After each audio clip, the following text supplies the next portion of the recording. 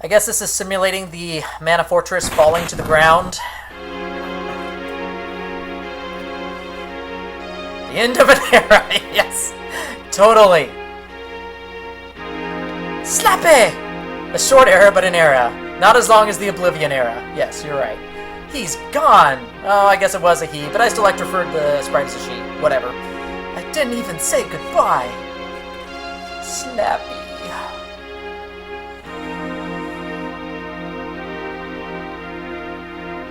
I'll never forget you, Slappy. You were the funniest named little sprite ever. Ever!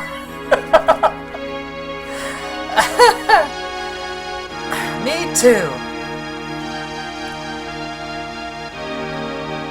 And Dialect too. Yep, Dialect's gone too. But we must be strong.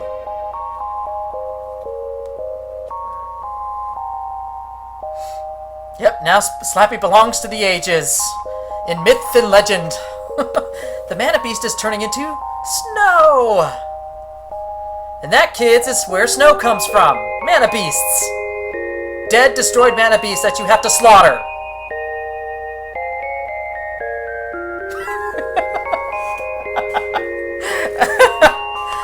Oh, gosh.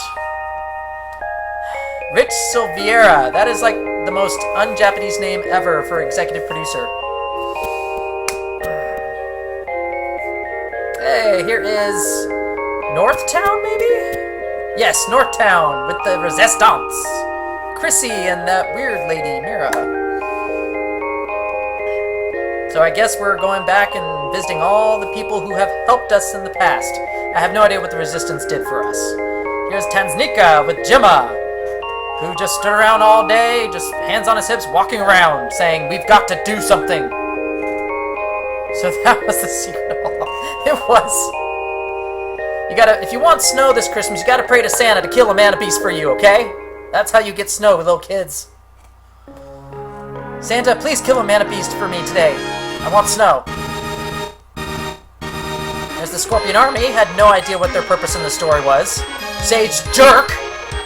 Hate him. Hey, look, there's Mori and his son. Where is his son? Where is his son? There he is, the attempted rapist. Right there. Watch out for that guy. Santa and Rudolph! That's right, Rudolph. What about the cannon guy? Just you wait! They all sharing that same wife? I have no idea. Crazy. And there is King Truffle. King of the talking mushrooms. Boss Monster Program. Taku Murata, you need to work on your hitboxes. It was hard to hit those bosses.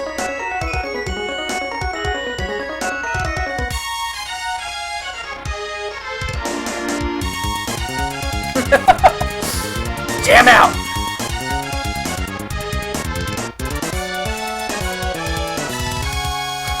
Oh, look, here's Ilani! No longer selling souls for drugs. Why we would visit her, I have no idea.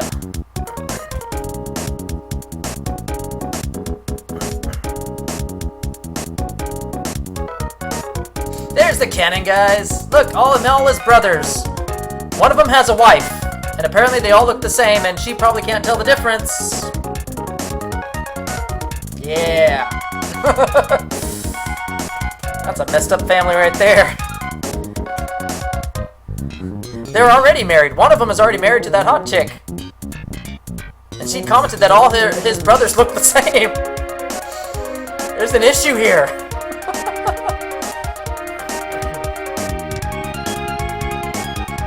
So we're saying goodbye to Watts. Going home. Hey there, Nico, and your overpriced crap. Charging Adventures, we don't have to buy any more of your stuff. We're done with you. Go poach someone else's wallet. Oh, Frey and Matt? It's very unclear. It's left up to the either if they're ever gonna even get together, because he leaves her here with her father, who tried to get her married off to some bloke in town. So who knows what's gonna happen with her at this point. And there's Fana, she's back with her family.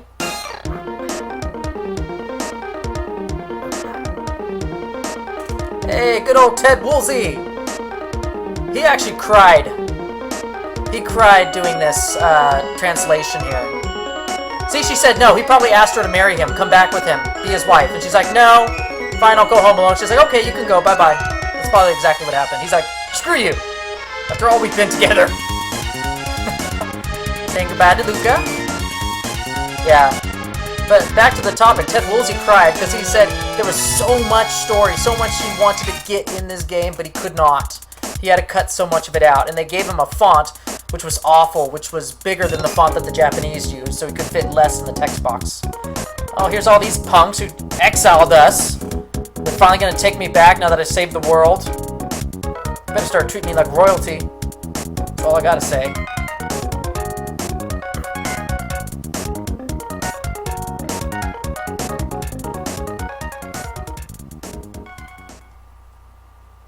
Now we're looking up for some reason. So here I am, going back to where I started and returning the sword.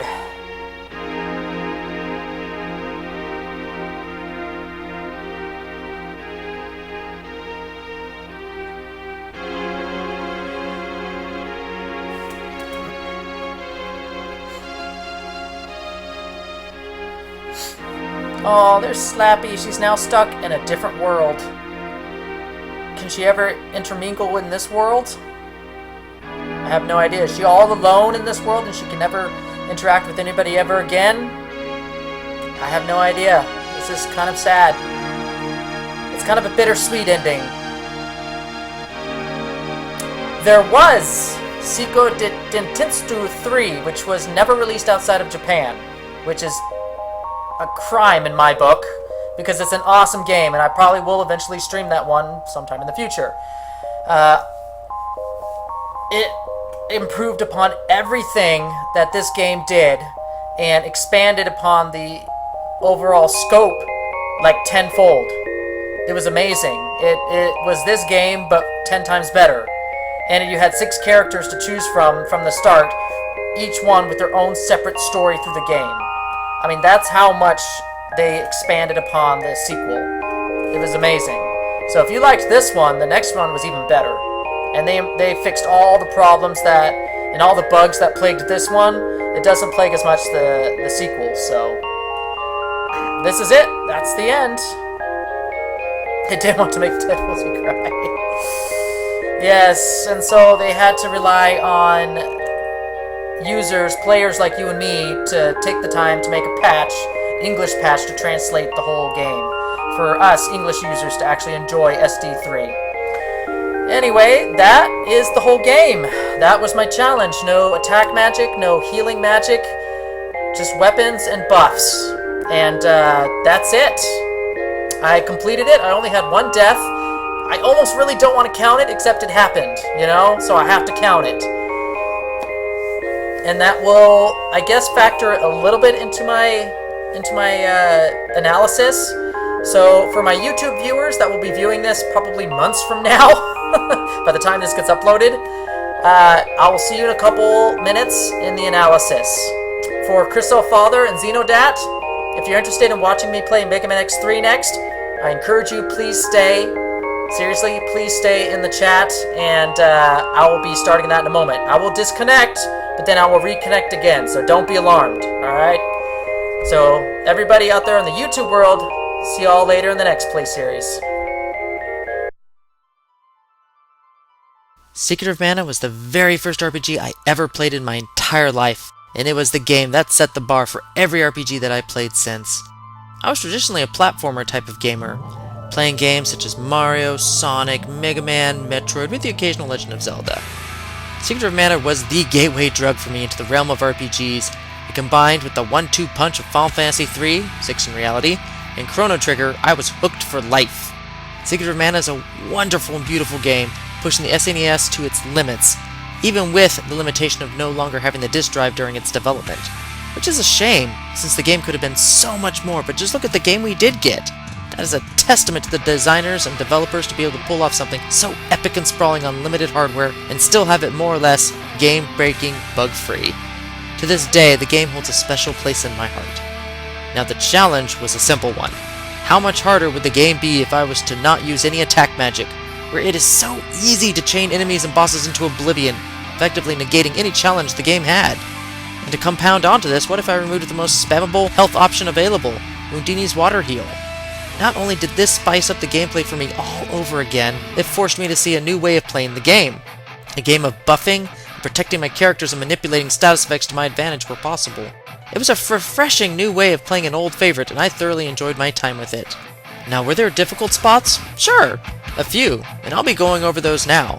The first hurdle was the Fire Gigas, our first boss with magic under our belt. He almost wiped the floor with us, but we eked out a clutch win. Next up was Wallface, giving us a first and last defeat of the entire game, and that was due entirely to my misunderstanding of how he worked as a boss. Once realized, both him and his demon face reiteration fell quickly. The Jabberwocky was a tricky boss to face, but nothing too terrible. But he was a harbinger of things to come. Then we have a complete dearth of hard bosses from the initial starting areas all the way up to the difficulty spike that is the vampire in the Empire Ruins. That spike of difficulty was enormous, and nothing for the next hour could compare to that battle. The last true hard boss was the Hydra, which just about killed us all, and I dare say another clutch win happened there. Sure, there were 3 dragons in Pure Land, but after the Hydra, there really wasn't much else stopping us from completing the game under my challenge conditions. So now that I've analyzed the difficult spots of the game, how hard was it as a whole to complete this game with no attack magic? Not that hard at all, really, which surprised me.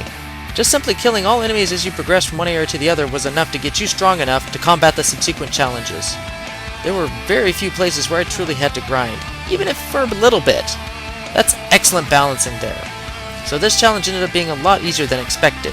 Taking everything into account, I cannot give this game any higher than 2 out of 10 mana beasts. Given how easy I was progressing through the game and with only one death I was easily overcome, I don't feel the game deserves a higher rating than this. Secret of Mana is an easy game through and through. Even with the most basic RPG knowledge, one should still be able to make it through to the end on pure persistence alone. Well, with this game done, it's time to update the tally. We have Retro Challenge Gamer 14, Video Games 3. I'm winning by a landslide. So that just about does it for my second streamed game. I'm not sure what I'll tackle next for my third streamed game, but it'll most likely be RPG-ish in nature. Just have to find both the right game and the right challenge first before I can start up on that one. If and when it comes time to start it, I'll let you all know with an advert video here on my channel. I hope you all enjoyed this play series. Until next time, everyone, see you later.